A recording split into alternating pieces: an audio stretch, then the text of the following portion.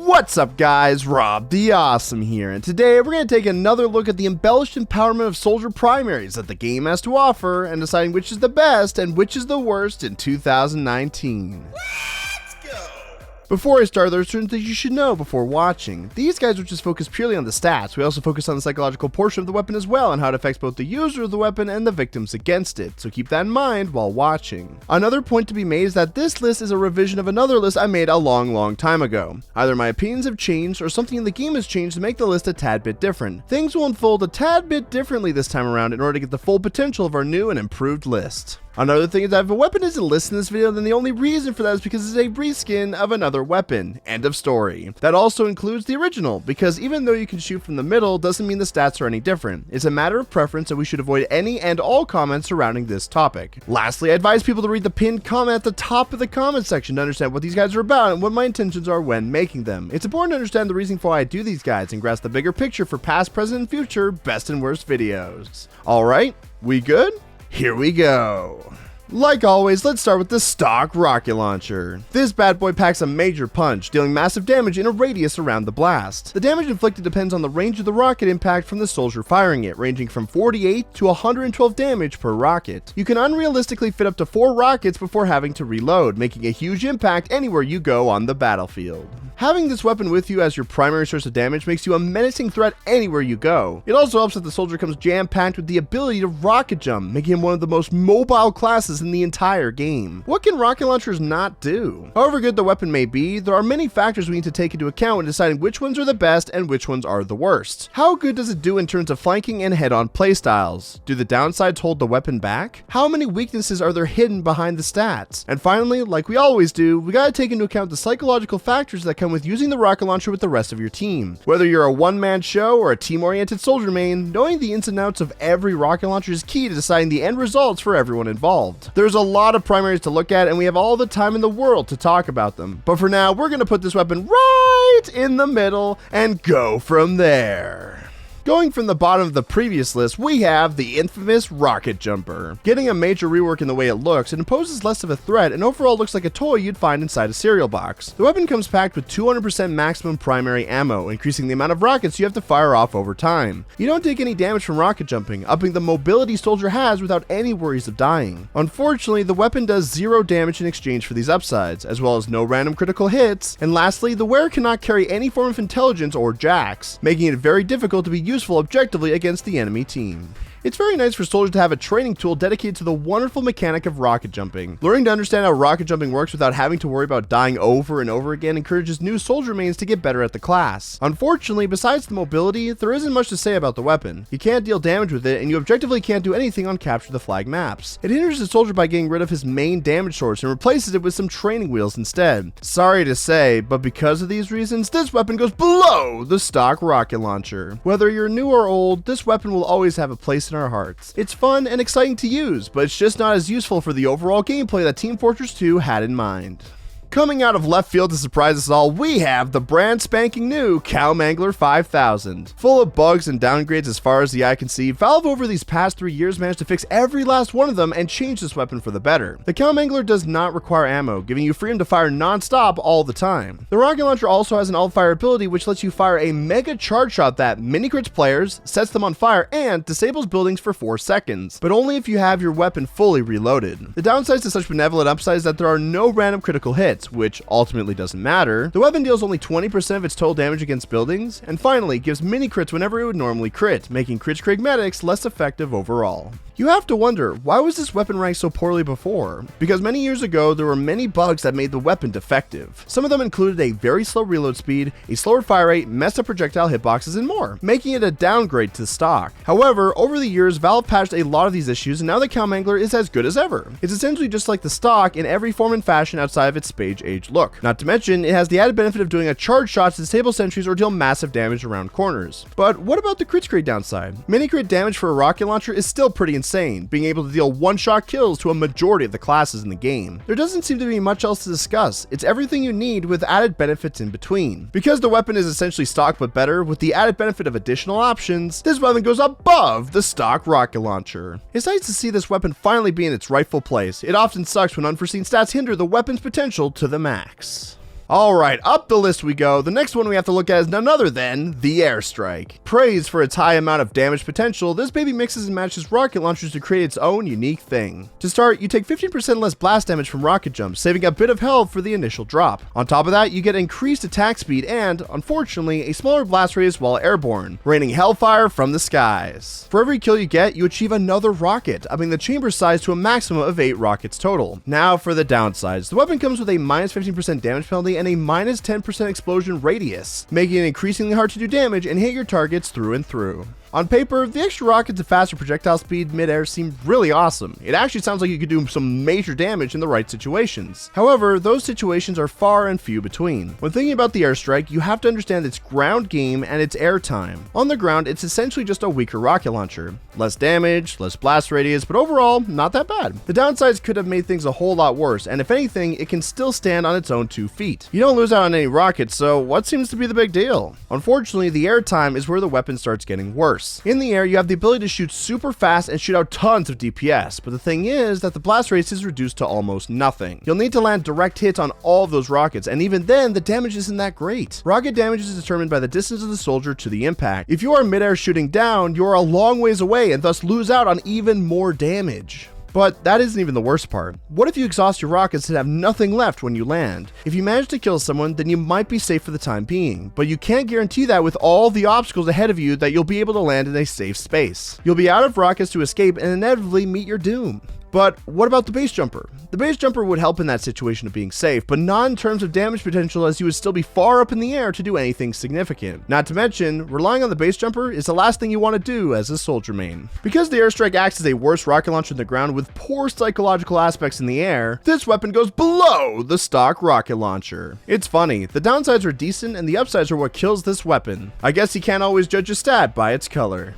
Moving forward, next on the lineup is our old friend, the Black Box. Trading in DPS for health, this rocket launcher seems good on paper, but not so great on the field. On hit, the user can gain up to 20 health per attack. This gets a tad bit complicated because you get 1 HP for every 4.5 damage that you deal, meaning that if you want the full 20 health, you'll need to deal 90 damage per attack. The last thing to look at is that the weapon comes with a minus 25% clip size stat, lowering the rocket count from 4 to a total of 3. Very simple and straightforward, doesn't seem like a whole lot is wrong with it. Why is it so low on the list? As simplified as this weapon gets, it's still a straight downgrade from stock. Let me explain. You give up 1 rocket in your chamber, which is 112 potential damage, in exchange for maybe getting 20 health back per rocket. You know how absurd that is? Remember, if you want to get the full 20 HP back, you'll need to achieve at least 90 damage total. That's pretty easy with the all-powerful rocket launcher until you realize a couple of things. 1, a scout can do a 105 damage meat shot to you almost instantly. You would need 6 rockets, which is 2 full chambers, in order to get that health back. Secondly, rocket launchers can pretty much 2-shot people anyways. At best, you are maybe going to get 30 to 40 health back before they're dead. It's not a reliable source when that source of health just goes away with just 2 rockets. The argument could be made that it's helpful when having a medic or a conch, but realistically, a rocket launcher with an extra rocket would make more of an impact with them anyways. Speaking of extra rockets, is the chamber size decrease really that bad?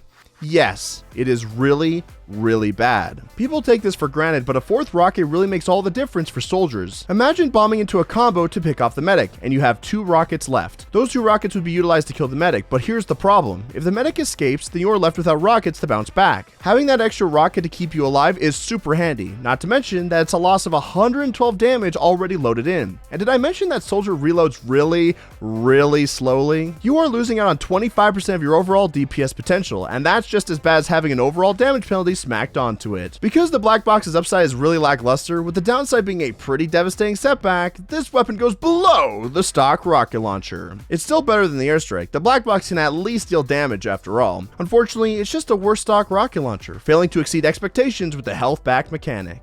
We're rising to the top, but first we have to look at the very appealing weapon that's widely known as the direct hit. To start, the weapon deals 25% more damage, increasing its potential from 59 to 140 damage per shot. Not only that, but the projectile speed is increased by 80%, increasing the chances of landing hits and knocking opponents upward into the sky. Going along with that, the weapon is able to deal even more mini crit damage on targets that are launched airborne via explosions, hooks, or jetpacks. The only downside to such amazing upsides is that the explosion radius is reduced by 70%, making it almost impossible to deal any damage outside of direct hits. A very interesting concept with very few downsides. Sounds like a winner to me. Overall, I have to commend the weapon for its ability to reward players for having the skill to land direct hits, as the weapon's name describes. But is it really that good? Well, for starters, it has a really nice damage bonus. 25% extra damage gives you the ability to one-shot 125 health classes, which is nuts seeing as how rocket launchers are already very powerful. But that's not even the half of it. If you're able to land a shot right at their feet with the insane projectile speed, you'll be able to knock them straight in the air, stun locking them into another free hit. And the best part? Land that air shot for even more mini crit damage. Wow, seems really damn amazing. With all that in mind, what could possibly be wrong with it? As nice as it is to achieve these combos, in a fast-paced game like Team Fortress 2, it's easier said than done. You'd have to really know what you're doing in order to land stuff like that, and even then, there's an insane blast radius decrease that nullifies potential damage in the long run. Blast damage is a very important part of soldier gameplay. Being able to land a good chunk of damage aside from direct hits can force people to rethink their strategy amongst a powerful opponent. Unfortunately, the direct hit's biggest weakness is proper maneuverability. Either a new player does the waltz and you miss a couple of shots, or a pro player reads what you're thinking before you think it. If you miss a shot or two, you are finished once and for all. The weapon is only threatening if you land the direct hit, and let me reassure you that the enemy has no intention of giving you easy hits. The better you are, the better this weapon becomes, but the lack of splash damage really kills a lot of its potential in 1v1 combat. At least the extra damage benefits killing buildings very quickly. That extra bonus will help raise its rank a tad bit higher, but the direct hit has a very powerful weakness that can negate the powerful upsides completely. And because of these reasons, this weapon goes above the black box. Really good stuff. This list is seemingly keeping together compared to the old one. We still got a ways to go, but I have a good feeling there's going to be some major changes coming along pretty soon. Taking a page out of the oddity book, we have this dumpster heap of a weapon, the Beggars Bazooka. It may look strange, but the weapon comes with some major potential. Instead of the standard click to shoot, the weapon requires you to hold down the button in order to load up to 3 rockets to then fire off by releasing the button. In short, you are able to achieve up to 360 damage in a single release, making this insanely strong against overhealed targets. The downsides to this is that the explosion radius is reduced by 20%. The projectiles go off in random projectile deviation. It is possible to overload the chamber after the 3rd shot and deal damage to yourself. And finally, you don't receive ammo from dispensers when active, which can be countered by switching to another weapon. Talk about a handful, literally just jamming rockets into your launcher for them to come spewing out of control? What nonsense is this? Seems like a lot of setup work for very little reward, but hey, this weapon was placed pretty high up before, so there has to be some good in it, right? Let's go through the stats and explain a little more about them in depth. For starters, is that crazy mechanic of loading up rockets and releasing them really that good? It's a little tricky at first, but once the soldier gets the hang of it, then it can be far more than worth the hassle. It takes longer than a second to put the first rocket into the chamber, and then slightly less than a second to put in the remaining 2. You aren't limited to firing 3, you can also fire 1 or even 2 if you need to get quick damage off. However, the longer reload and fire time really holds this weapon back and adds a tad bit of weakness on startup. If the effort you put in isn't enough to succeed the damage output given, then you'll be a sitting duck ripe for the picking. However, if you succeed, you can massacre people with potentially 360 damage worth of rockets, destroying anybody except an overhealed heavy. Super great for corner pressure or objective spamming, but it does have the same weakness that the direct hit has, where if you can't perform at your best, you're gonna get bopped pretty hard. Different mechanics, same problems. No wonder they're so close together. So, which one is better? The direct hit can destroy sentry guns really easily, helping your team make advancements. But the Beggars has the ability to perform bazooka jumps, which enable the soldier to gain even more mobility with the rocket jumps and land pretty much anywhere on the map in an instant. It takes a lot of effort to perform, but in the right hands, the Beggars becomes the most mobile weapon in the entire game. Damn, both the direct hit and the Beggars are very close, but it comes down to one ultimate factor that decides between the two: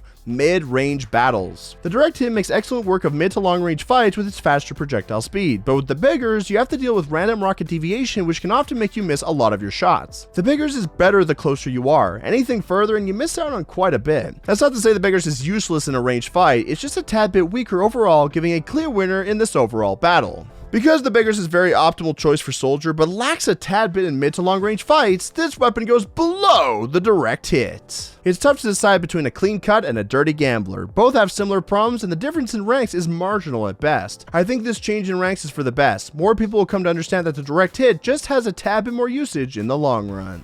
Last but certainly not least, the most controversial weapon in our bunch that has caused me so much ridicule over the years, the one, the only, the Liberty Launcher. Bet you guys have been waiting a long time for me to start talking about this weapon again. This time, I've come prepared. To start, the weapon has an increased chamber size, upping the total from 4 to 5 rockets to shoot from. There's also a 40% faster projectile speed, making it easier to knock players up and stun them between shots. You also take 25% less damage from rocket jumps, which can be a huge help for flanking and escaping. And finally, the downside to this seemingly awesome weapon is that the damage is decreased by 25%, reducing the potential damage to a measly 36 to 84 damage per rocket. Normally I'd start talking about this weapon and try to prove a point like every other weapon, but this time I'd like to do things a tad bit differently. Instead of doing all that, let's compare this weapon in a 1v1 battle with the rest of the pack and appropriately pick its placement from there. We'll go from the bottom and make our way to the top, giving an explanation as to why it's either better or worse than the weapon it's going up against. So let's get this started. Liberty Launcher versus Rocket Jumper. Seems like a no-brainer, right? The Rocket Jumper simply doesn't do any damage. Its mobility is nice, but objectively the Liberty Launcher can actually do damage and provide a decent blast damage resistance to save health for rollouts and escapes. I think we can all agree that the Liberty Launcher goes above the Rocket Jumper. But we aren't through yet. Hold on to your seats because we're just getting started. Liberty Launcher versus Airstrike. Two very close weapons in style, but again, this doesn't really come close. As explained in the Airstrike portion, the upsides act as a psychological downside that wastes rockets and often doesn't perform the proper damage output provided on paper. The Liberty Launcher is just like your standard rocket launcher, no gimmicks included. Sure, it has more of a damage penalty, but I think everyone can agree that landing shots and doing some form of damage is better than missing shots due to poor blast radius. Add in the extra projectile speed for knocking up opponents, and it's clear that we have a winner. The Liberty Launcher goes above the Airstrike. Moving along, the Liberty Launcher versus the Black Box. This is where I hear people start laughing in the background. The Black Box is just stocked with less rockets. It'll definitely beat it out with its damage alone. Unfortunately, that just isn't true. The Black Box might beat out the Liberty in terms of damage output, but it certainly lacks in terms of options. As explained in the Black Box section, the lack of options when bombing in or what you do when missing shots leaves a lot to be desired. Not to mention, the health gain is really nothing special. It's a rocket launcher with 25% less DPS, and in turn, 25% less damage output, almost like the Liberty Launcher. The Liberty Launcher has a lot more control of the fight, easier knockups with faster projectile, and easier escapes with less inflicted blast jump damage, and furthermore, more chances to actually land rockets. You only need to land 2 or 3 good rockets with the Liberty Launcher, with a ton of rockets and options to spare,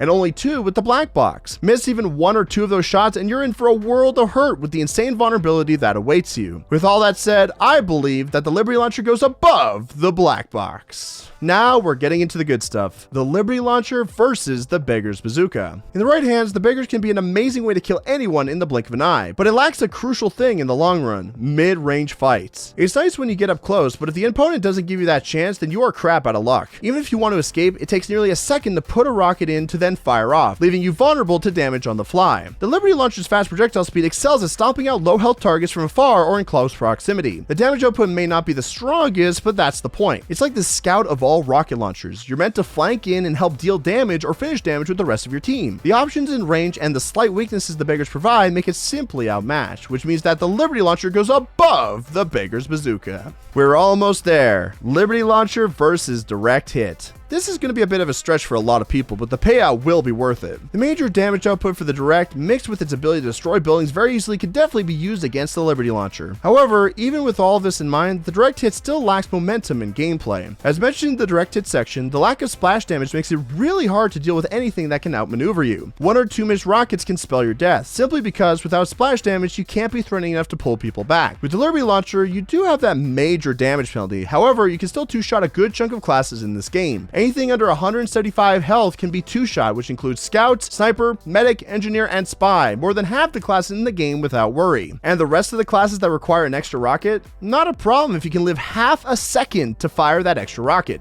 It's really not that hard. Being able to perform Splash and all while putting people in a stun state thanks to projectile speed makes people want to back up and rethink their strategy. With any shotgun or banner, you can completely negate or revert the downsides of this weapon. That's right, I said it. Learning to swap shotgun fast enough can negate the damage loss while the rocket is still traveling. And if you fill up the banner, you can either remove the damage penalty completely or make everyone do less damage than the Liberty Launcher. There are so many options that the Direct Hit just unfortunately lacks in comparison to the Liberty Launcher. And with that, I believe that the Liberty Launcher goes above the Direct Hit. We've made it to the end, folks. The final battle has fallen before us. Either you've fallen asleep, left the video due to stubbornness, or you've been anticipating this exact moment. The Liberty Launcher versus the stock rocket launcher and the Cow Mangler. I put them together since they're basically the same thing. How am I going to pull this one out of the water? The rocket launcher has 4 rockets, has maximum capabilities, tons of damage potential, and even works swimmingly with every secondary that he has. The Liberty Launcher has nothing going in this battle. How could I possibly pull this one off? The answer is simple. I can't. There you have it. I simply can't argue for the Liberty Launcher in this case in point. The rocket launcher, and with it the Cow Mangler, is the perfect soldier primary for anything and everything. It has everything to start out with and doesn't need anything to get it going. In my previous video, I mentioned that with a banner or shotgun, the Liberty Launcher pretty much becomes a straight upgrade, nullifying the downside and keeping the added benefits of the weapon. While I do agree that is the case, the problem with that argument is getting there in the first place. It's a lot of work to make that happen, and oftentimes a good opponent won't give you that option to begin with. The rocket launcher is sustainable and doesn't require that extra work. Any other secondary or melee is a cherry on top. Sure, the extra projectile speed of Liberty Launcher can knock people up and stun them enough to land that extra rocket, or multiple rockets for that matter, but with the rocket launcher you can just spam and get the same results anyway. And the 25% blast up protection? Just run gunboats. They are a top tier secondary after all. The Liberty Launcher is a fantastic weapon that gets overshadowed hardcore, but once and for all we've come to the conclusion that, because of all these reasons, this weapon goes below the stock rocket launcher. It's been a long time coming, but over the years my opinions have changed. Stay just a tad bit longer and you might have a better understanding of the reasons behind why I did what I did many years ago.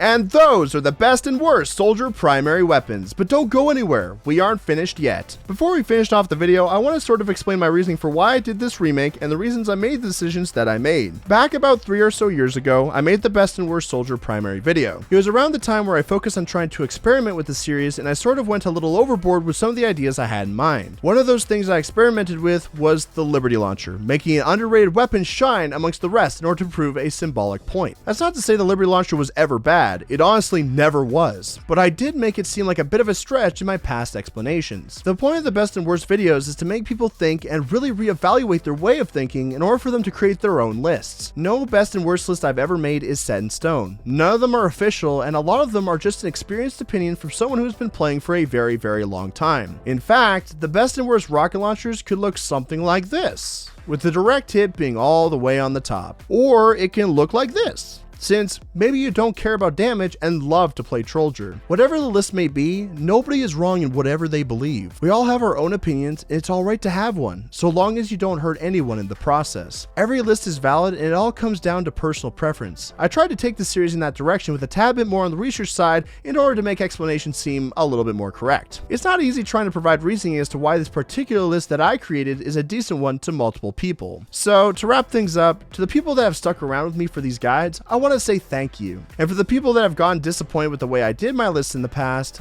I apologize. The moral is this: the best and worst list is something you create for yourself. My lists are there as a stepping stone in order to help newer players make more informed decisions and take their own list to the next level. Expect more best and worst remakes very soon, and just know that I appreciate the opportunity to make these videos for every single one of you guys watching. Thank you guys so much for watching. Tell me what you guys think in the comments below. If you want to see more of these types of informational videos, leave a like and subscribe to let me know. Every sub counts and it only takes one click to help out the channel. Also, if we manage to hit 50,000 subscribers, I'll be doing a super duper unusual giveaway. So if you got the message, be sure to put in all caps more best and worst to let me know. Remember to be awesome, stay awesome, and to have an awesome day. I'm Rob the Awesome, and I'll see you guys later. Ciao for now.